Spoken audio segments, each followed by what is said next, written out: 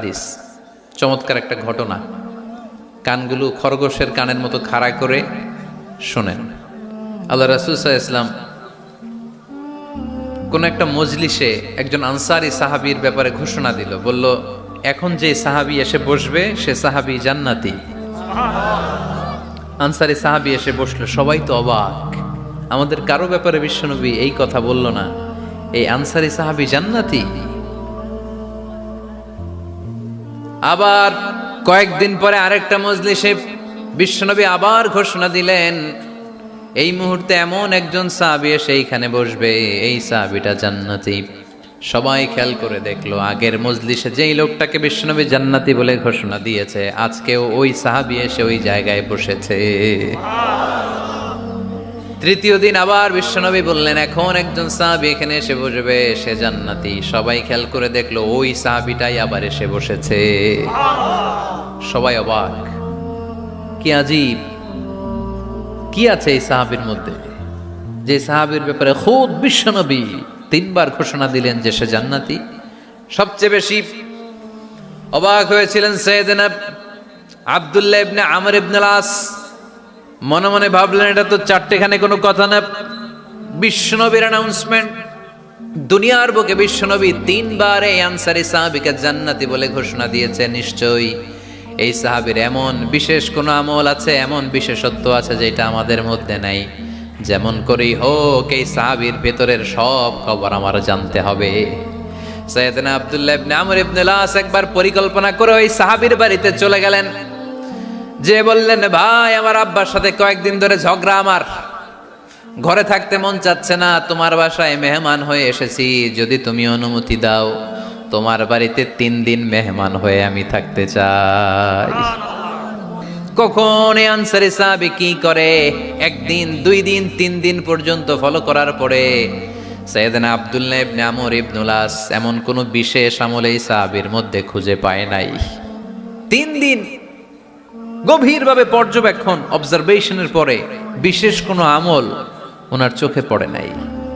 এবার 3 দিন পরে তো চলে যাবার পালা, ঠিক কিনা?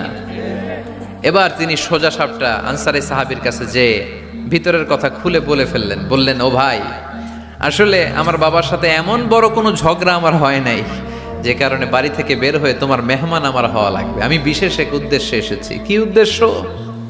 আব্দুল্লাহ ইবনে আমর ইবনে আস এবার বলতে আরম্ভ করলেন, আমরা খেয়াল করেছি 3টা মজলিসে বিষ্ণু ঈসা ইসলাম তোমাকে জান্নাতি বলে ঘোষণা করেছে, তাই আমি জানার জন্য এসেছি তুমি এমন কি আমল করো যে কারণে বিশ্বনবী ঘোষণা দিলেন যে তুমি জান্নাতি। কি এমন বিশেষ আমল আছে তোমার, আমার একটু বলো, আমি ওই আমল করে জান্নাতি হতে চাই। আল্লাহু আকবার।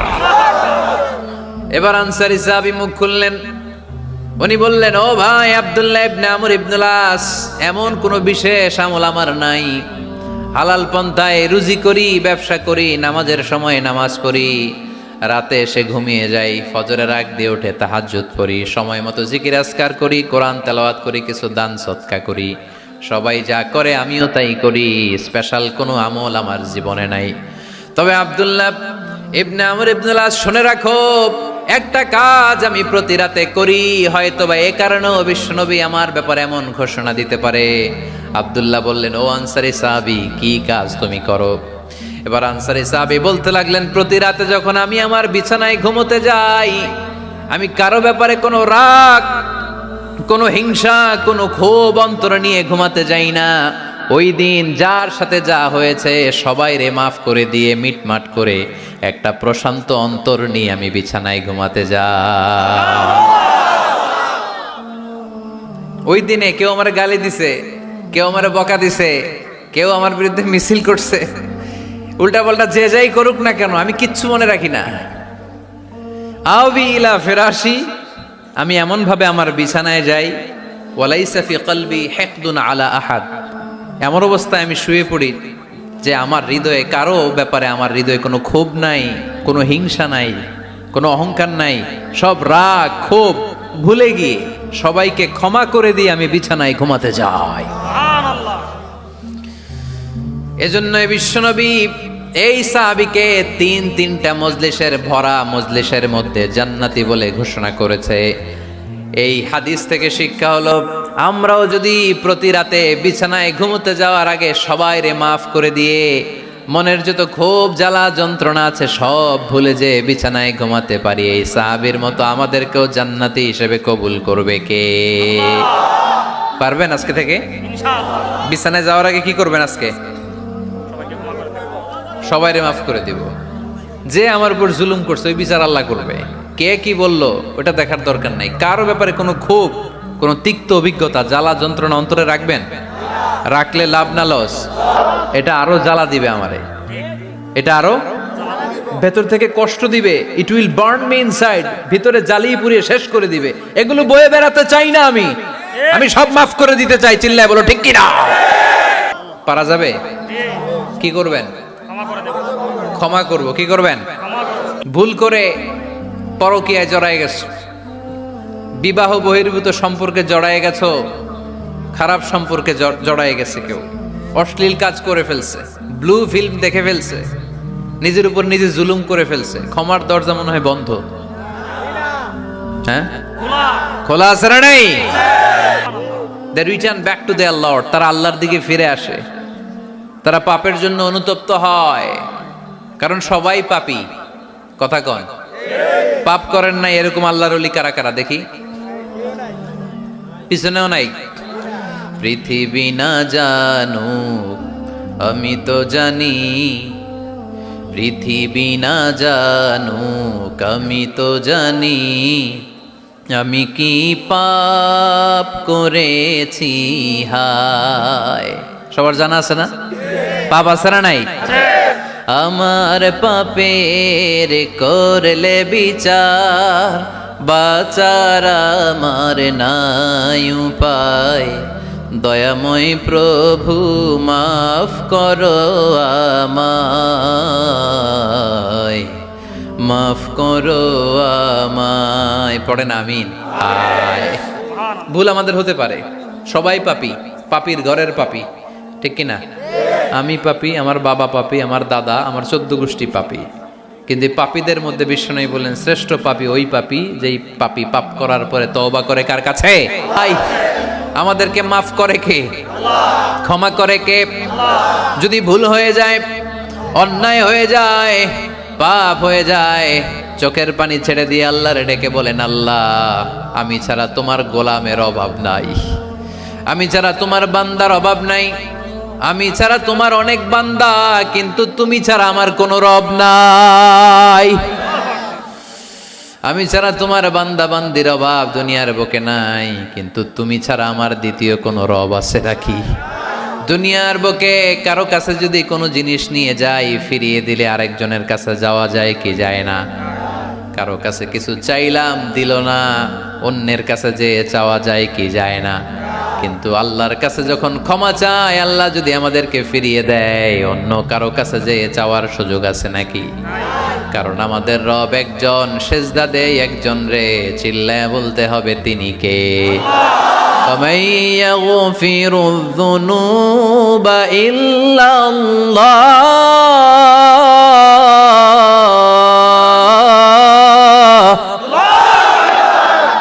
وَمَن يَغْفِرُ الذُّنُوبَ إِلَّا اللَّهُ। আল্লাহ ছাড়া গুনাহ ক্ষমা করার দ্বিতীয় কোনো মাবুদ আমাদের আছে নাকি? وَمَن يَغْفِرُ الذُّنُوبَ إِلَّا اللَّهُ। তিনি ছাড়া কে করবে আমাদের গুনার ক্ষমা? তিনি ছাড়া পাপ মোচন করার, পাপগুলো গুনাহগুলো ক্ষমা করে দেয়ার আর দ্বিতীয় কেউ? তাহলে পাপ হলে, ভুল করে অন্যায় করলে ক্ষমা চাবো কার কাছে? ভুল একটা হয়ে গেছে, ক্ষমা চাইলাম, সকালে খাদ্যে ভেজাল দিছি, বিকালে মাফ চাইলাম, আল্লাহ ভুল করে ফেলছি মাফ করে দাও। এরপরের দিন দোকানে যে আবার ভেজাল মিশাইলাম, আবার মাফ, এরপরের দিন আবার মাফ, আল্লাহ মাফ করবে? সকালবেলায় ওজনে কম দিলাম, বিকালে মাফ চাইলাম, আল্লাহ ভুল হয়ে গেছিল ক্ষমা করে দাও। এরপরের দিন দোকানে যে আবার ওজনে কম দিলাম, আবার রাত্রিবেলা মাফ চাইলাম, তারপরের দিন আবার কম দিলাম, আবার মাফ চাইলাম। এরকম করলে মাফ করবে নাকি? ওয়ালাম ইউসিররু আলা মা ফাআলু ওয়া হুম ইয়ালামুন। জেনে বুঝে ওই পাপ কাজ আর করবে না। কালে ভদ্রে দুই একবার ভুল অন্যায় পাপ হয়ে যেতে পারে, কিন্তু মুমিনরা কি ওটা কন্টিনিউ করে? মুত্তাকিনরা কি ওটা বারবার চালিয়ে যায়? বারবার চালালে এটা আল্লাহর সাথে গেম খেলা হয়, ঠিক কি না? সকালে আল্লাহ রেখে ওই একটা, বিকালে আজকে একটা, কালকে এমনটা করা যাবে? এজন্য আল্লাহ বললেন আমার মুত্তাকি বান্দাদের 5 নম্বরে বৈশিষ্ট্য হলো ওয়ালাম ইউসিররু আলা মা ফাআলু ওয়া হুম ইয়ালামুন। ওয়ালাম ইউসিররু তাফসীর ইবনে কাসীরে এর তাফসীর এসেছে ওয়ালাম ইস্তামিররু আলা মা ফাআলু ওয়া হুম ইয়ালামুন, জেনে বুঝে যেই ভুল কাজ করে ফেলছে এটা বারবার করে না। এজন্য বারবার করা যাবে? মাফ চাওয়ার পরে ওই কাজ আর করব আমরা? ডানে যাব না বায়ে? আরো জোরে, ডানে না বায়ে? ডানে আছে ক্ষমার জান্নাত, ডানে কি? বায়ে আছে আল্লাহর রাগ আর জাহান্নাম। তাই সিদ্ধান্ত আমরা নিয়েছি বাম দিকে আমরা যাব না, ডান দিকে যাব। ডান দিকে গেলে ক্ষমাও পাওয়া যাবে, জান্নাত পাওয়া যাবে, কিন্তু কাজ করতে হবে কয়টা?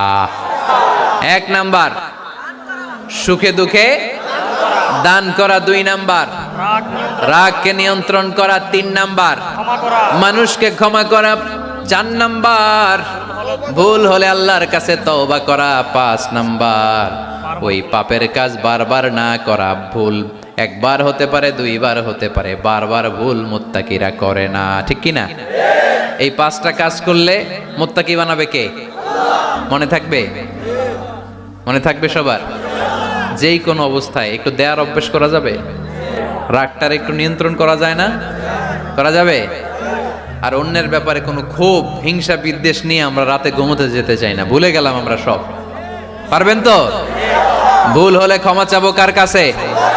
যেই কাজের জন্য ক্ষমা চাইলাম জীবনে কোনোদিন আর ওই কাজ করব।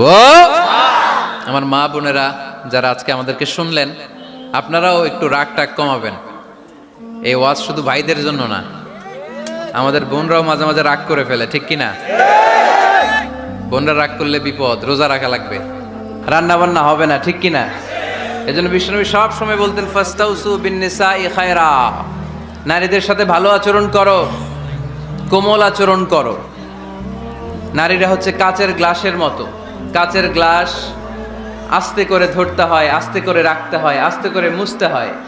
এটা নিয়ে জোর জবরদস্তি করলে এটা ভেঙে যায়, ঠিক কিনা? এজন্য নারীদের সাথে কোমল আচরণ করবেন, ভালোবাসার কথা বলবেন, আপনার স্ত্রীর কাছে আপনার ভালোবাসা প্রকাশ করবেন প্রাণ উজাড় করে। পারবেন? সবাই পারবেন তো? ওই যে ইয়াং ছেলেপেলেরা বিয়েই করে নাই, কয় জি পারমু, মানে আগে থেকেই রেডি। মাশাআল্লাহ, আল্লাহ তুমি কবুল করো। এই গার্লফ্রেন্ড বয়ফ্রেন্ড, এই পরকিয়া, এই বিবাহ বহির্ভূত কোনো সম্পর্কের সাথে আমরা নাই, ঠিক কিনা? আমরা বিয়ের মাধ্যমে পবিত্র বন্ধন নিয়ে জান্নাতে যেতে চাই, কারণ বিয়ের বন্ধনটা এটা জান্নাতি বন্ধন। আল্লাহ তাআলা সাইয়েদনা আদম আলাইহিস সালামকে বললেন, তুমি ইয়া আদম উসকুন আনতা ওয়া যাওজুকাল জান্নাত, তুমি আর তোমার বউ মিলে জান্নাতে থাকো। তার মানে তাদের বিয়ে হয়েছিল জান্নাতে, আর বিয়ের সম্পর্কটা জান্নাতি সম্পর্ক। আলহামদুলিল্লাহ পড়েন। বিয়ের পরিস্থিতি, প্রিপারেশন এগুলোরে সহজ করে দিবেন, বিয়েকে কঠিন করবেন না। আল্লাহর দোহাই লাগে, যে সমাজে বিয়ে করা কঠিন ওই সমাজে জিনা করা সহজ, আর যেই সমাজে বিয়ে করা সহজ ওই সমাজে জিনা করা কঠিন, ঠিক কিনা? আপনি বাংলাদেশের উদাহরণে আসেন, বাংলাদেশে বিয়ে করা সহজ না কঠিন? কঠিন। 8 লক্ষ টাকা মোহরানা দেয়া লাগবে, এত টাকা পামু কই? কথা বলেন। কিন্তু পরকিয়া করা সহজ, অবৈধ সম্পর্ক বিল্ড আপ করা, গার্লফ্রেন্ড বয়ফ্রেন্ড সম্পর্ক রাখা, বান্ধবীরে বাদাম খাওয়ালে আপনার সাথে চলে আসবে, ঠিক কিনা? তার মানে অল্প পয়সায় এই হারাম সম্পর্কগুলোকে অর্জন করা যায়। আর বিয়ে করতে চাইলে বাবা বলে আগে নিজের পায়ে দাঁড়া। তো এতদিন কার পায়ে দাঁড়াইছে? কথা কি বুঝতে পারতেছেন? এজন্য কিশোরগঞ্জের ছেলের বাপ মেয়ের বাপ যারা আসছেন, বিয়েটারে সহজ করে দেন, সহজ করে দেন। এই উঠতি বয়সের যুবক যুবতী, কিশোর কিশোরী, তাদের যৌবনের তাড়নায় যে পাপগুলো করে তার একটা পার্সেন্টেজ গুনাহ আপনার বাবা হিসেবে আপনার আমল নামাতেও আছে না নাই? এজন্য খবরদার, বিয়েটারে সহজ করে দিবেন, পরিবার গঠন করবেন। বিয়ের চাইতে ভালো কাজ পৃথিবীতে হতে পারে না। বিয়ে করলে রিজিক খুলে যায়, কপাল খুলে যায়। ওয়াদাটা কার? চিল্লায় বলেন কার? তো কোরআনে মানুষের নামে সূরা আছে, প্রাণীর নামে আছে। যেমন প্রাণীর নামে আপনারা বলছিলেন সূরা বাকারা। বাকারা মানে কি? গাভী। মৌমাছির নামে আছে সূরাতুন নাহাল, তারপর মাকড়সার নামে আছে সূরাতু আনকাবুত, পিঁপড়ার নামে আছে সূরাতু আন-নামল, জিন জাতির নামে আছে সূরাতু, মুনাফিকদের নামে আছে সূরাতুল, মুমিনদের নামে আছে সূরাতুল। সুবহানাল্লাহ পড়বেন না? তার এই ধারাবাহিকতায় এই সূরাটির নাম সূরাতু আলে ইমরান, ইমরানের পরিবারের নামে সূরা। আলহামদুলিল্লাহ পড়েন। তো আমি যে আয়াত তেলাওয়াত করেছি, এই আয়াতে আল্লাহ তাআলা আমাদেরকে পথ দেখিয়েছেন। আমাদেরকে পথ দেখায় কে? আমি যদি কোনো দিন পথ ভুলে যাই, হাত ছানি দিয়ে কাছে নিও, মমতার বন্ধনে আমায় বেঁধে সব ভুল ক্ষমা করে দিও। আমি যদি কোনো দিন পথ ভুলে যাই, হাত ছানি দিয়ে কাছে নিও, মমতার বন্ধনে আমায় বেঁধে সব ভুল ক্ষমা করে দিও। পড়েন আমিন। আমরা সিরাতুল মুস্তাকিমের পথে চলতে চাই কি চাই না? এজন্য আমরা প্রতিদিন বলি ইহদিনাস সিরাতাল মুস্তাকিম। সবাই পড়েন ইহদিনাস সিরাতাল মুস্তাকিম। ও Allah, show us the right path, show us the correct path. তো আল্লাহ তাআলা এই সূরার 133 নম্বর আয়াতে আমাদেরকে পথ দেখিয়েছেন। পথ দুইটা, জোরে বলতে হবে কয়টা? একটা গিয়েছে ডান দিকে আর একটা গিয়েছে, আওয়াজ করে বলেন, একটা গিয়েছে আর একটা। নাও দ্য ডিসিশন ইজ ইয়ার্স। সিদ্ধান্ত আপনার। আপনি কোন পথের পথিক? আপনি কি ডানে যাবেন না বায়ে যাবেন? বুঝে শুনে সিদ্ধান্ত নিতে হবে। কোন দিকে যাব? ডানে আছে ক্ষমা আর জান্নাত। ডানে কি আছে? আর বায়ে আছে আল্লাহর রাগ, ক্রোধ আর জাহান্নাম। সো সিদ্ধান্ত আপনাকে নিতে হবে, আপনি কোন দিকে যাবেন। মনে থাকবে কোন দিকে। এজন্য রাব্বুল আলামিন বলেন, ওয়াসারিউ ইলা মাগফিরাতিম মির রাব্বিকুম ওয়া জান্নাতিন আরদুহাস সামাওয়াতু ওয়াল আরদু উইদ্দাত লিল মুত্তাকিন। সুবহানাল্লাহ পড়েন। ওয়াসারিউ ইলা মাগফিরাতিম মির রাব্বিকুম, ছোট ধাবিত হও, প্রতিযোগিতা করো রব্বে কারিমের দরবারে, ক্ষমাপ্রাপ্তদের খাতায় নাম তোলো, ক্ষমার জন্য প্রতিযোগিতা করো আর জান্নাত লাভের প্রতিযোগিতা করো। আদেশটা কার? আমরাও ছুটি, আমরাও প্রতিযোগিতা করি, দুনিয়া কামানোর প্রতিযোগিতা, ঠিক কিনা? কেমন করে পৃথিবীতে ভালো থাকা যায়, কেমন করে অন্যের মেরে নিজের জায়গা জমি বাড়ানো যায়, কেমন করে দুর্বলের উপর অত্যাচার করে সমাজে সবল হওয়া যায়, কেমন করে প্রতিযোগিতার লড়াইয়ে ক্ষমতার দাপট দেখানো যায়, এগুলোর প্রতিযোগিতা। কেমন করে পেঁয়াজের দাম বাড়িয়ে দিয়ে খেটে খাওয়া মেহনতি মানুষের কষ্ট বাড়ানো যায়, কেমন করে দেশের সাধারণ জনগণের মধ্যে গুজব ছড়িয়ে দেয়া যায়, এগুলোর প্রতিযোগিতা, যাতে মানুষের কষ্ট হয়, যাতে আল্লাহ লানত তার উপর আসে। কিন্তু মুমিনরা কখনো এ ধরনের প্রতিযোগিতায় নামতে পারে না। মুমিনরা যাবে ডানে না বায়ে? সবাই বলেন। ডানে আছে ক্ষমা আর জান্নাত। ডানে আছে কি? আর উত্তর দিতে হবে আমার প্রশ্নের। ডানে আছে কি? আর দুইটা জিনিস আছে। এক নম্বরে ক্ষমা, দুই নম্বরে, আওয়াজ করে বলেন, এক নম্বরে, দুই নম্বরে। এই দুইটা আমরা চাই কি চাই না?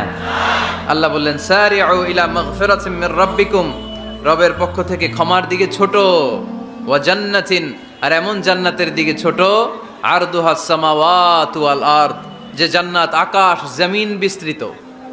জান্নাতের মধ্যে তো খুব ধাক্কাধাক্কি হবে আজকের মাহফিলের মতো না? এত জান্নাতীরা, এত মানুষ যে জান্নাতে যাবে, তারা কি আরামসে বসতে পারবে? কি বলেন? বুঝে শোনা বললেন। এরকম ধাক্কাধাক্কি হবে না আজকের মতো? ফেরেশতারা লাঠি নিয়ে নামবে, বাঁশি নিয়ে, কিশোরগঞ্জের মতো ধাক্কাধাক্কি হবে? আলহামদুলিল্লাহ পড়েন। কোনো ধাক্কাধাক্কি নাই, কোনো ঠেলাঠেলি নাই, কোনো কিলাকিলি নাই, আছে খালি আরাম, আছে খালি। আর জাহান্নামে আছে ব্যারাম। জাহান্নামে কি? ব্যারাম। আরদুহাস সামাওয়াতু ওয়াল আরদ, আল্লাহর প্রকাশ ভঙ্গিটা দেখেন, এক্সপ্লেনেশন সিস্টেম। আল্লাহ বললেন আকাশ জমিন বিস্তৃত জান্নাতের জন্য তোমরা প্রতিযোগিতা করো। বিশাল জান্নাত, ঠেলাঠেলি নাই। আল্লাহ রাসূল সাল্লাল্লাহু আলাইহি ওয়াসাল্লাম বললেন ইন্না মিসরাঈন মিন মাসারি'আল জান্নাহ মা বাইনা মাক্কা ওয়া হাজার। সৌদি আরবের মক্কা শহর থেকে বাহরাইন দেশের হাজার শহর যত দূর, জান্নাতের এক একটা দরজার অর্ধেক তত দূর। তার মানে এক দরজা দিয়ে কয়েক হাজার কোটি জান্নাতি এক ধাক্কায় ঢুকবে। সুবহানাল্লাহর আসতে বললেন, দরজা দিয়ে যদি কয়েক হাজার লোক এক ধাক্কায় ঢুকতে পারে, দরজার সাইজে যদি এত বড় হয়, তাহলে জান্নাতের সাইজ কত? ওই জান্নাতে কোনো ধাক্কা ধাক্কি আছে? এজন্য আল্লাহ বললেন ওয়াসারিউ ইলা মাগফিরাতিম মির রাব্বিকুম ওয়া জান্নাতিন আরদুহাস সামাওয়াতু ওয়াল আরদ উইদ্দাত লিল মুত্তাকিন। আল্লাহর ক্ষমার দিকে ছোট, আল্লাহর জান্নাতের দিকে ছোট। যেই জান্নাত ছোট নয়, যেই জান্নাতটা সংকীর্ণ নয়, যেই জান্নাত হলো আকাশ জমিন বিস্তৃত। সুবহানাল্লাহ। আল্লাহ রাসূল সাল্লাল্লাহু আলাইহি ওয়াসাল্লাম একবার উটের উপর চড়ছিলেন। ইন দ্য মিন টাইম এক বেদুইন এসে বিশ্বনবীর গায়ের চাদর ধরে টান দিলেন। হাদিসের বর্ণনাকারী সাইয়েদনা আনাস রাদিয়াল্লাহু তাআলা উনি বলেন কুনতু আমশি মা রাসূলিল্লাহ, আমি একবার রাসূল সাল্লাল্লাহু আলাইহি ওয়াসাল্লামের সাথে হাঁটছিলাম।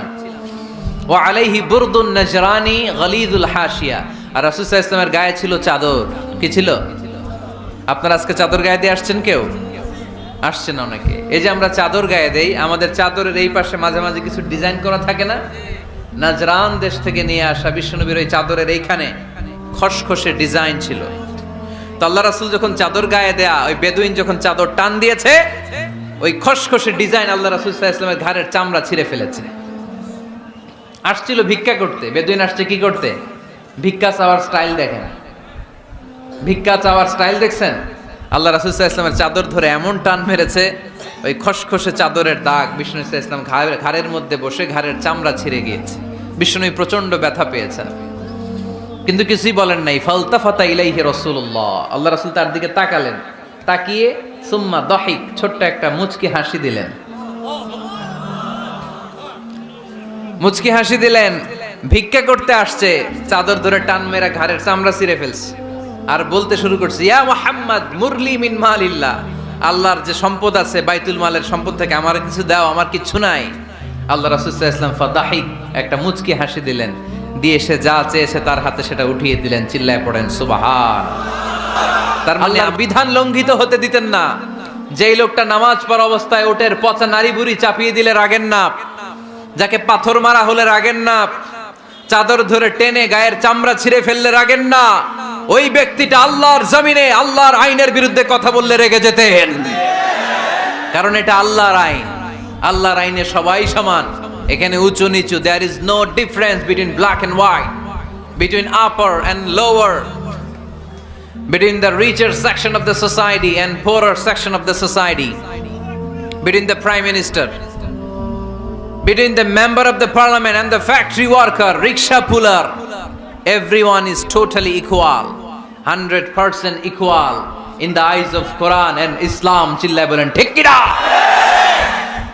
আল্লাহর চোখে সবাই সমান।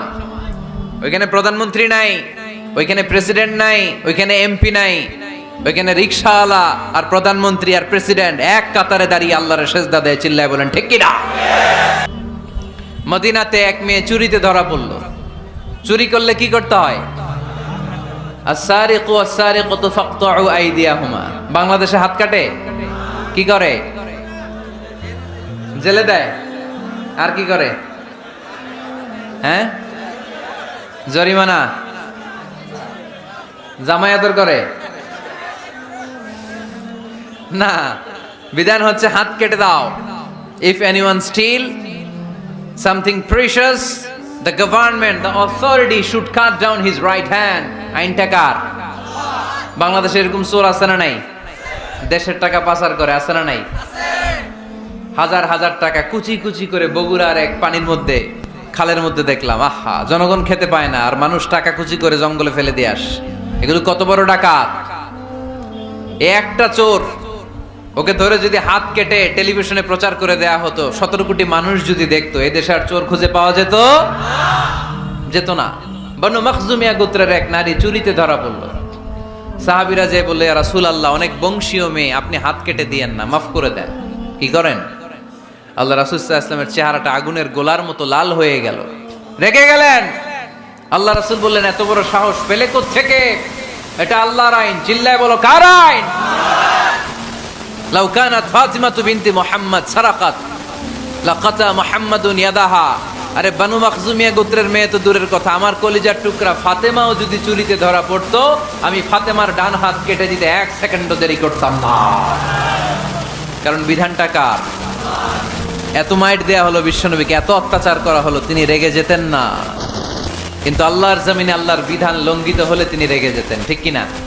এজন্য কোন বান্দা যদি তার অন্য কোনো ভাইকে ক্ষমা করে দেয়, আল্লাহ তাআলা ওই ক্ষমাকারীর সম্মান আর মর্যাদাকে বাড়িয়ে দেয়।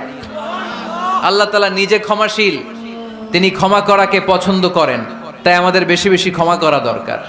এজন্য এখন কেউ যদি আপনার সাথে খারাপ আচরণ করে, আপনার উপর জুলুম করে, অন্যায় করে, কি করবেন? মাফ করে দিবেন। মাফ করতে রাজি আছেন তো? আচ্ছা, সবাই বুঝে শুনে উত্তর দেন।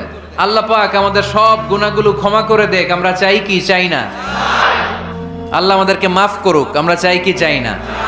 দেখেন, আমরা কিন্তু ঠিকই আল্লাহর কাছে ক্ষমা চাই, কিন্তু আমরা নিজেরা নিজেদেরকে ক্ষমা করতে পারি না, নিজেরা নিজেদেরকে ক্ষমা করি না। সে আমার সাথে খারাপ আচরণ করছে, আমি ক্ষমা করতে পারি না। ইন্নাল্লাহা আল্লাহুম্মা ইন্নাকা আফুন তুহিব্বুল আফওয়া ফাআফু আন্নি। হে আল্লাহ, আপনি ক্ষমাশীল, আপনি ক্ষমা করাকে পছন্দ করেন, আল্লাহ আপনি আমাকে ক্ষমা করে দেন। কদরের রাত্রে আমরা এই দোয়া করি না যে আল্লাহ আপনি ক্ষমাশীল, আল্লাহ আপনি ক্ষমা করাকে পছন্দ করেন, আল্লাহ আপনি আমাকে ক্ষমা করে দেন। আল্লাহর কাছে আমরা ক্ষমা চাই, কিন্তু আমরা নিজেরা নিজেদেরকে ক্ষমা করতে পারি না। আল্লাহ রাসূল সাল্লাল্লাহু আলাইহি ওয়াসাল্লাম যে কোনো পরিস্থিতিতে, যে কোনো অত্যাচারের বিপরীতে তিনি ক্ষমা করে দিতেন। সুবহানাল্লাহ পড়েন। উঠতে বসতে চলতে ফিরতে সব সময় এই সাহাবীর একটা অভ্যাস ছিল, উনি কুল হুয়াল্লাহু আহাদের উপর আমল করত, বেশি বেশি সূরাতুল ইখলাস পড়তো। পড়তে রাজি আছেন? আজ থেকে বেশি বেশি সূরাতুল ইখলাসের উপর আমল বানানোর দরকার আছে না নাই? বিশ্বনবী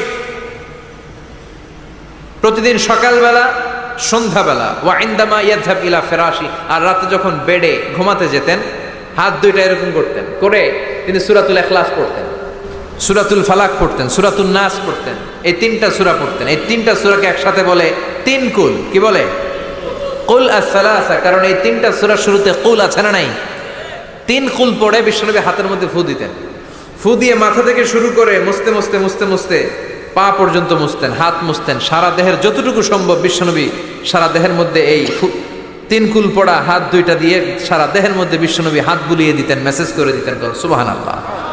সকালে, সন্ধ্যায়, আর রাতের বেলা বিছানায় গেলে। এটা protection from all the bad আইস। যত হিংসুক চক্ষু আছে, যত ভূত প্রেতনি আর শয়তানের অনিষ্ট আছে, সব থেকে আপনাকে রক্ষা করবে কে? এজন্য প্রতিদিন এগুলো পড়বেন। কি কি পড়বেন? এরকম হাত দুইটা মিলায়া সূরা ইখলাস, সূরা ফালাক, সূরা নাস, 3টার বলে একসাথে 3 কুল। কি বলে? আজকে থেকে এটার আমল করা যাবে। মা আয়েশা যখন অসুস্থ হতেন, বিশ্বনবীর কাছে যে বললেই বিশ্বনবী বলতেন, আয়েশা হাত দুইটার একসাথে করো, সূরা ফালাক পড়ো, ইখলাস পড়ো, নাস পড়ো, ফুদাও, আর সারা দেহে মেসেজ করো। সুবহানাল্লাহ পড়েন। বিশ্বনবী একবার সেজদায় আছেন। কিসে আছেন? চিল্লা এখন। সেজদা অবস্থায় লাদাগাতহু আকরাব, একটা বিচ্ছু পোকা এসে বিশ্বনবীর হাতের মধ্যে কামড় দিয়েছে। বিচ্ছু কামড় দিলে খুব আরাম লাগে না? হ্যাঁ, বিষাক্ত, পয়জনাস, ভেনামাস। বিশ্বনবী ব্যথা পাচ্ছেন, প্রচন্ড ব্যথায় বিশ্বনবী অস্থির। বিশ্বনবী বললেন, লাআনাতুল্লাহি আলাল আকরাব, এই বিচ্ছুর উপর আল্লাহর লানত। এটা মুসল্লিও চিনে না, নবীও চিনে না, কোন জায়গায় কামড় দিতে হবে এটাও জানে না, কিন্তু কামড় দিয়েছে, ব্যথায় কাতরাচ্ছে। বিশ্বনবী বললেন, লবণের পানি গরম দাও, আঙ্গুলের উপরে ঢালো। লবণের পানি গরম দিয়ে আঙ্গুলের উপরে ঢালতে শুরু করে দিল। বিশ্বনবী পড়তে আরম্ভ করলো, কুল হুয়াল্লাহু আহাদ আল্লাহুস সামাদ লাম ইয়ালিদ ওয়া লাম ইউলাদ ওয়া লাম ইয়াকুল লাহু কুফুয়ান আহাদ। পড়েন সুবহানাল্লাহ। এজন্য ব্যথা পেলে, সাপে কামড়ালে, বিচ্ছু কামড়ালে, বল্লা কামড়ালে, মধুপোকা কামড়ালে কি করবেন? সূরা ইখলাস, সূরা ফালাক, সূরা নাস। আবার বলেন সূরা ইখলাস, সূরা ফালাক, সূরা পড়ে ফু দিবেন। আর রাত্রেবেলা সকালবেলা ঘুমোতে যাওয়ার আগে হাতের মধ্যে ফুল দিয়ে সারা দেহে মেসেজ। মনে থাকবে না? মাহফিল শেষ, ওয়াজও শেষ, মনে থাকবে তো? আল্লাহ বললেন কুল হুয়াল্লাহু আহাদ, নবী আপনি বলেন আল্লাহ একজন, এক এবং অদ্বিতীয়। আমাদের আল্লাহ কয়জন? একজন হওয়াতে আমাদের জন্য লাভ না লস? কেমনে লাভ? 3 জন 4 জন হইলে কইতাম আমগো আল্লাহ 4 জন। হ্যাঁ, 3 জন হইলে 3 রকম বলতো, একজনের খুশি করে পারি না। 3 জন হইলে ঝামেলা আছে না নাই? আল্লাহ যদি 2 জন হতো কি হতো? একজন বলতো এতদিন তুমি তোমার মন মতো মহাবিশ্বের সব কিছু পরিচালনা করেছো, আজকে থেকে আমি আমার মন মতো করবো। ঝামেলা আছে না নাই? এতদিন দুনিয়ার মানুষগুলো পায়ে পায়ে ভর দিয়ে হাঁটতো, হাত দিয়ে খেত, এখন থেকে যতগুলা মানুষ আসবে সব হাতে চলবে আর পা দিয়ে খাবে। আছে না নাই? এতদিন যাবত মেয়েরা গর্ভধারণ করতো তোমার নিয়মে, ছেলেরা কামাই করতো, এখন থেকে পুরুষরা গর্ভধারণ করবে, মেয়েরা কামাই করবে। আছে না নাই? এতদিন তুমি পূর্ব দিক থেকে সূর্য উঠিয়েছো, পশ্চিম দিকে অস্ত দিয়েছো, কালকে থেকে আমার নিয়মে পশ্চিম দিক থেকে সূর্য উঠাবো আমি, পূর্ব দিকে অস্ত যাবে। কিলাকিলি আছে না নাই? 2 জনের মধ্যে যদি সংলাপ সমঝোতা না হইতো মারামারি আছে না? এজন্য আল্লাহ বলেন লাউ কানা ফীহিমা আলিহাতুন ইল্লাল্লাহু লাফাসাদাতা, মহাবিশ্বে আল্লাহ একজন না হয়ে যদি একাধিক হতো, মহাবিশ্বটা মুহূর্তের মধ্যে ধ্বংস হয়ে যেত। ঠিক কি না? এজন্য আল্লাহ একজন হওয়াতে আমাদের লাভ হয়েছে। 3 জন হইলে 3 রকম কথা কইতো। ঠিক কি না? একজন বলতো আমারে বেশি ডাকস না কেন, ওরে ডাকস কেন? আল্লাহ 3 জন, খোদা কয়জন? একজন বলতো ওরে ডাকস আমারে ডাকস না কেন, ওর জিকির করলি আমার নামের জিকির করলি না কেন, ওরে খুশি করতে চাস আমারে করস না কেন? ভেজাল হইতো না? এখন একজন, মারলেও আসি, কাটলেও আসি, বাঁচলেও আসি, একজন। সুবহানাল্লাহ পড়েন। এটা সহজ হয়ে গেছে। এজন্য আল্লাহ বললেন কুল হুয়াল্লাহু, সবাই বলেন কুল হুয়াল্লাহু আহাদ, মানে এক বা একক। আল্লাহর কোনো শরীক নাই, তার কোনো সাথী নাই, তার কোনো বন্ধু নাই, তার কোনো বাবা নাই, তার কোনো পিতা নাই, তিনি হলেন আহাদ। আহাদ হচ্ছে আল্লাহর চমৎকার একটা নাম। সাইয়েদনা বেলাল রাদিয়াল্লাহু তাআলা আনহুকে ঈমান আনার জন্য অত্যাচার শুরু করা হলো। এমন কোনো মাইর নাই তারা দেয়া হয় নাই, পিটিয়ে পিটিয়ে রক্তাক্ত করে জমিনে ফেলে রাখা হতো, পিটিয়ে গোশত হাড্ডি থেতলে ফেলা হতো। প্রচন্ড মরুভূমির গরম বালুর মধ্যে ওনাকে শুইয়ে রেখে পেটের উপরে পাথর চাপা দেয়া হতো, বলতো এবার জিকির কর লা ইলাহা ইল্লাল্লাহ। বেলাল আর জিকির করতে পারে না, লা ইলাহা ইল্লাল্লাহ শ্বাস বেরোয় না, শ্বাস যেটা ঢুকায় বের করতে পারে না, শ্বাস নিতে পারে না, লা ইলাহার আওয়াজ আর মুখ দিয়ে বের হয় না। এবার বেলাল ছোট্ট করে আল্লাহর ডাকে পড়ে আহাদ। কি পড়ে? আরো জোরে পড়েন। এজন্য আল্লাহ বললেন কুল হুয়াল্লাহু আহাদ, তিনি এমন আল্লাহ, তিনি হলেন আহাদ। আহাদ ছিল বেলালের জিকির। ঠিক কি না? এখন আজান আছে কিন্তু বেলালের রূহ নাই, মানুষ আছে কিন্তু সেই ঈমান নাই। চিল্লা এখন ঠিক কি না? এজন্য আল্লাহ বললেন আমার নাম হলো আহাদ, কুল হুয়াল্লাহু আহাদ। এরপর আল্লাহ বললেন আল্লাহুস সামাদ, আমার নাম হলো সামাদ। ওনার নাম কি? সামাদ মানে অমুখাপেক্ষী, কাদিউল হাজাত, যিনি সবার চাহিদা পূরণ করে। তিনি কে? যিনি সবাইরে দেয়, কারো কাছ থেকে কিছু চায় না। তিনি কে? সবাই যার কাছে ঠেকা, যিনি কারো কাছে ঠেকা না। চিল্লায় বলেন তিনি কে? মা ইউসমাদু ইলাইহিল খালকু কুল্লু, যার দিকে গোটা পৃথিবী হাত পেতে ফরিয়াদ করে, যার দিকে পৃথিবীর সব সত্তা তাকিয়ে থাকে। তিনি রহমতের বারিধারা নাজিল করলে, তিনি রিজিক দিলে আমাদের বেঁচে থাকা সম্ভব। তিনি ছাড়া কেউ আমাদের রিজিকের যোগান দিতে পারে। তার নাম সামাদ। চিল্লায় বলেন তার নাম কি? আল্লাহ ডেকে বলে গোলাম লাউ আন্না আউওয়ালাকুম ওয়া আখিরাকুম ওয়া ইনসাকুম ওয়া জিন্নাকুম, তোমাদের শুরু থেকে শেষ পর্যন্ত, আদম থেকে শেষ পর্যন্ত যত লক্ষ কোটি মানুষ দুনিয়ায় আসবে, সবগুলো মানুষ বিশাল এক মরুভূমি যদি আমি আল্লাহর কাছে চাইতে শুরু করে দাও, সবাই যদি আল্লাহর কাছে মনের সব চাওয়াগুলো বলে, আল্লাহ আমারে বাড়ি দাও, আমারে গাড়ি দাও, নারী দাও, এটা দাও, ওটা দাও, আমার সব দাও, আল্লাহ সবাইকে সব যদি দান করে দেয়, আল্লাহর ক্ষমতার 1 ইঞ্চিও কমবে না, আল্লাহর ধনভাণ্ডারের 1 ইঞ্চিও ঘাটতি হবে না। সুবহানাল্লাহ পড়েন। এজন্য কেউ যেটা পারে না, পারে কে? আমাদের যার যা দরকার আল্লাহ যদি সবাইরে সব দিয়ে দেয়, ওনার ভান্ডারের কিছু কমতি হবে? এজন্য ওনার নাম সামাদ। সবাই ওনার কাছে হাত পাতে, উনি হাত পাতে কার কাছে? কথা কন। সবাই ওনার কাছে ঠেকা, উনি ঠেকা কার কাছে? এজন্য আল্লাহ বললেন, কুল হুয়াল্লাহু আহাদ আল্লাহুস সামাদ লাম ইয়ালিদ ওয়া লাম ইউলাদ ওয়া লাম ইয়াকুল লাহু কুফুয়ান আহাদ। লাম ইয়ালিদ ওয়া লাম ইউলাদ, তিনি জন্ম দেয়ও নাই, জন্ম নেয়ও নাই। সুবহানাল্লাহ পড়েন। আমার বাবা আছে না? আপনার বাবা আছে না? আল্লাহর বাবা আছে? সুবহানাল্লাহ পড়েন।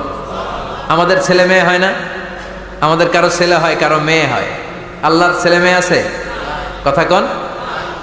মক্কার মুশরিকরা বলতো আল মালাইকাতু বানাতুল্লাহ, ফেরেশতারা আল্লাহর মাইয়া। কি কইতো? ফেরেশতারা আল্লাহর মেয়ে। আর বলতো সাইয়েদনা উযার আলাইহিস সালাম আল্লাহর ছেলে, সাইয়েদনা ঈসা আলাইহিস সালাম আল্লাহর ছেলে, ফেরেশতারা হলো আল্লাহর মেয়ে। আল্লাহ বলে, ভুল বললি, লাম ইয়ালিদ ওয়া লাম ইউলাদ। সুবহানাল্লাহ। তার কোনো নসবনামা নাই, আমাদের নসবনামা আছে। আমার নাম মিজান, বাবার নাম আলী আহমদ, দাদার নাম জাইনুল আবেদিন, তার বাবা মাকরাম, তার বাবা অমুক সমুক। আছে না নাই? আপনার নাম কি? আপনার আব্বার নাম কি? তার বাবার নাম হাসাদ আলী, ওনার বাবার নাম? আপনার আব্বার নাম? হ্যাঁ, মমতাজ উদ্দিন। বাবার নাম কেরামত আলী। দাদার নাম খায়া ফলাইছে, মনে থাকে না আমাদের। বিশ্বনবীর বাবার নাম আব্দুল্লাহ, তার বাবার নাম আব্দুল মুত্তালিব, ওনার বাবার নাম হাশিম, ওনার বাবার নাম কিলাব, মুররা, গালেব, ফেহের, এভাবে যেতে যেতে আদনান, যেতে যেতে ইসমাইল, যেতে যেতে ইব্রাহিম আলাইহিস সালাম, যেতে যেতে শীস, যেতে যেতে আদম আলাইহিস সালাম। এটা বিশ্বনবীর নসবনামা, ঠিক কি না? আমাদের নসবনামা থাকে, আমাদের বংশ পরিক্রমা থাকে। আমার নাম অমুক, বাপের নাম অমুক, দাদার নাম অমুক। তো আল্লাহর নাম আল্লাহ, আল্লাহর বাপের নাম কি? আল্লাহর দাদার নাম আছে? আছে। এজন্য আল্লাহ বললেন, লাম ইয়ালিদ ওয়া লাম ইউলাদ ওয়া লাম ইয়াকুল লাহু কুফুয়ান আহাদ। আল্লাহু আকবার। ওয়া লাম ইয়াকুল লাহু কুফুয়ান আহাদ, মহাবিশ্বে তার মতো কেউ নাই, তিনি তার মতো। লাইসা কামিসলিহি শাই, কেউ তার মতো নয়, তিনি তার মতো। সুবহানাল্লাহ। তার মতো ক্ষমতায়, তার মতো শক্তিতে, কুদরতে মহাবিশ্বে দ্বিতীয় কোন সত্তা আছে? সৌন্দর্যে আল্লাহর চেয়ে সুন্দর কেউ আছে? কথা কন। দুনিয়া সুন্দর, মানুষ সুন্দর, আসমান সুন্দর, জমিন সুন্দর, সুন্দরে সুন্দরে পাল্লা, জানি না কত সুন্দর তুমি আল্লাহ, জানি না কত সুন্দর তুমি আল্লাহ। পড়েন। দুনিয়া সুন্দর, মানুষ সুন্দর, আসমান সুন্দর, জমিন সুন্দর, সুন্দরে সুন্দরে পাল্লা, জানি না কত সুন্দর তুমি আল্লাহ, জানি না কত সুন্দর তুমি আল্লাহ। সুবহানাল্লাহ পড়েন। ইন্নাল্লাহ জামিল ইউহিব্বুল জামাল, আল্লাহ নিজে সুন্দর, আল্লাহ সৌন্দর্যকে পছন্দ করেন। মহাবিশ্বে তার সমকক্ষ কেউ নাই, তার মতো সুন্দর কেউ নাই, ঠিক কিনা? জান্নাতে যারা ঢুকবে in the day of judgment, কিয়ামতের দিন জান্নাতীরা আল্লাহকে দেখতে পাবে। ইন্নাকুম সাতারাউনা রাব্বাকুম আয়ানান কামা তারাউনা হাযাল কমার। বিষ্ণু বলেন, এই যে জলজলে চন্দ্রটা তোমরা যেমনি দেখতে পাও, কিয়ামতের কঠিন ময়দানে বিচার শেষে যারা জান্নাতে যাওয়ার সুযোগ পাবা, তারা চাঁদটা যেমনি দেখো দু চোখ দিয়ে আল্লাহর সেদিন তেমনি দেখতে পাবা। জান্নাতীদেরকে নাজ নেয়ামত সব দেওয়ার পরে আল্লাহ বলবেন, ও জান্নাতীরা, কোরআনে হাদিসে নবীর কাছে আলেমদের মুখে যত নাজ নেয়ামতের কথা শুনেছো সব পাইছো না? সবাই বলবে, আল্লাহ পেয়েছি, অনেক মौज मस्ती করেছি, জান্নাতকে মজা লেলো, জান্নাত তোমারই হ্যাঁ, সব পাইছি আল্লাহ সব। এক জান্নাতে হাত তুলে বলবে, আল্লাহ একটা পাই নাই। কি পাস নাই? কয় আমরাই তো পাই নাই। সুবহানাল্লাহ কবেন না? আল্লাহ আপনারে পাই নাই। তখন আল্লাহ তাআলা নিজের গোপন সৌন্দর্যকে সেদিন জান্নাতীদের কাছে প্রকাশ করে দিবে। বিশাল এক কনফারেন্স রুমে জান্নাতের ভেতরে লক্ষ লক্ষ নবীদেরকে নিয়ে বসবেন, সবার সামনে থাকবে বিশ্বনবী সিংহাসন। সুবহানাল্লাহ পড়ে। তারপরে অন্যান্য নবীরা, আল্লাহর ওলিরা, শাহিদরা, সালেহিনরা, মুমিন বান্দারা, আপনারা সবাই থাকবেন ওই দিন ইনশাআল্লাহ। কোন আল্লাহ তার নিজের সৌন্দর্য প্রকাশ করবেন জান্নাতীদের সামনে। লক্ষ লক্ষ কোটি কোটি জান্নাতীরা বসে থাকবে, আল্লাহ দেখাবেন ওনার সৌন্দর্য। 70,000 নূরের পর্দার কথা আমরা বলি, বর্ণনাটা দাঈফ, আসলে যে কত পর্দা আল্লাহই ভালো জানে। আমরা বলে থাকি 70,000। এই পর্দার অন্তরাল থেকে আল্লাহ তাআলা নূরের ঝলকানি একটু জান্নাতীদের দেখিয়ে দিবেন। উজুহু ইয়াউমাইযিন নাযিরা ইলা রাব্বিহা নাযিরা। জান্নাতীরা পাগল হয়ে থাকবে আল্লাহর দেখার জন্য। আল্লাহ 1 সেকেন্ডের ক্ষুদ্র ভাগ 1 মাইক্রোসেকেন্ড, 1 মাইক্রোসেকেন্ডের 1000 ভাগ করলে 1 ন্যানো সেকেন্ড, 1 ন্যানো সেকেন্ডের জন্য আল্লাহ নূরের ঝলকটা জান্নাতীদের দেখিয়ে দিবে। 1 সেকেন্ডেরও কম সময় দেখাবেন, দেখিয়েই নাই, কিন্তু 1 সেকেন্ডের জন্য কি যে এক ঝলক দেখলো জান্নাতীরা এরকম তাকায় থাকবে। এক তাকানোতে লক্ষ বছর কোটি বছর চলে যাবে, সামনে কিন্তু আল্লাহর নূর নাই। ওই যে 1 সেকেন্ড দেখাইছিল, পাগলের মতো তাকিয়েই থাকবে, লক্ষ কোটি বছর গুজরিয়ে যাবে। সুবহানাল্লাহ পড়েন। এজন্য সে আল্লাহ বললেন, কুল হুয়াল্লাহু আহাদ আল্লাহুস সামাদ লাম ইয়ালিদ ওয়া লাম ইউলাদ ওয়া লাম ইয়াকুল লাহু কুফুয়ান আহাদ। কুল হুয়াল্লাহু আহাদ। ও নবী আপনি বলেন আমি এক, আমি অদ্বিতীয়, আমার শরীক নাই। আল্লাহ নামটা এত মজার নাম, দেখেন হাজার হাজার বছর ধরে এই মহাবিশ্বে যত আল্লাহর প্রিয় বান্দারা একটা নামের জিকির করে, নামটা কি? কি নাম? আল্লাহরে প্রাণ থেকে, হৃদয় থেকে একটা ডাক দেন, চিল্লায় পড়েন আল্লাহ। হৃদয় থেকে আল্লাহরে ডাকেন, পড়েন ইয়া আল্লাহ। হাজার বছর ডাকলেও পুরান লাগবে না, পুরাতন মনে হয় না। প্রতিদিনই নিত্য নৈমিত্তিক নামটারে নতুন মনে হয়, ঠিক কিনা?